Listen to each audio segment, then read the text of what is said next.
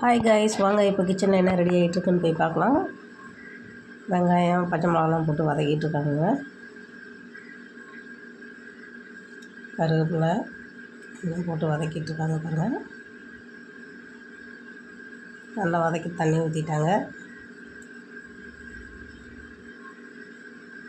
மசாலாலாம் போட்டு பாருங்கள், நல்லா கொதிக்க வச்சுருக்காங்க பாருங்கள். இது வந்து நாட்டுக்கோழி பாயில் பண்ணி வச்சுருக்காங்க தனியாக.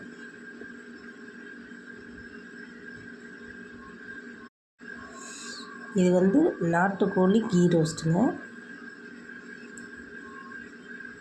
நல்லா பண்ணிகிட்ருக்காங்க. நல்ல காரசாரமான ஆவி பறக்கும் சமையல் ரெடி ஆகிட்டுருக்கு பாருங்கள். என்னென்ன போடுறாங்கன்னு பாருங்கள். எல்லாம் போட்டு ரெடி ஆகிட்டுருக்கு.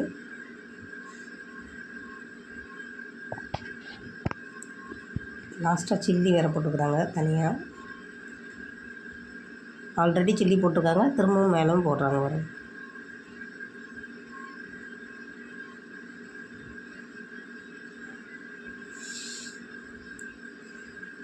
இது வந்து சாம்பாருக்கு ரெடி ஆகிட்டு இருக்குங்க.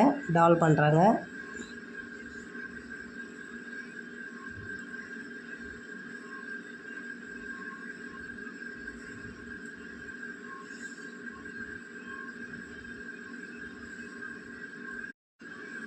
மக்களே, நிறைய பேர் எங்கள் வீடியோவை பாருங்கள். நிறையா வியூஸ் வரணும், சப்ஸ்கிரைபர் வரணும். நீங்கள் பார்க்க தான் எங்களுக்கும் ஆர்வமாக இருக்கும் வீடியோ போட. மக்கள் சப்போர்ட் எப்போயுமே வேணும் எங்களுக்கு. அப்போ தான் அதிக வீடியோ போடுறதுக்கும் எங்களுக்கு ஆர்வமாக இருக்கும். நீங்கள்லாம் இன்னும் சப்போர்ட் பண்ணுங்கள், என்கரேஜ் பண்ணுங்கள். ஆவி பறக்கும் தக்காளி சாதம் ரெடி ஆகிடுச்சு. சுட சுட எவ்வளோ ரெடி ஆகிடுச்சு. பார்க்கவே சாப்பிடணும் போல் இருக்குது. சூப்பராக இருக்குது. கொஞ்சம் லைட்டாக அடி பிடிச்சதெல்லாம் எடுத்துடுறாங்க. Ghee roast ready, sambar ready, ghee roast ready, தக்காளி சாதம் ரெடி, ஆவி பறக்கும் சமையல் ரெடி. வாங்க சாப்பிட்லாம்.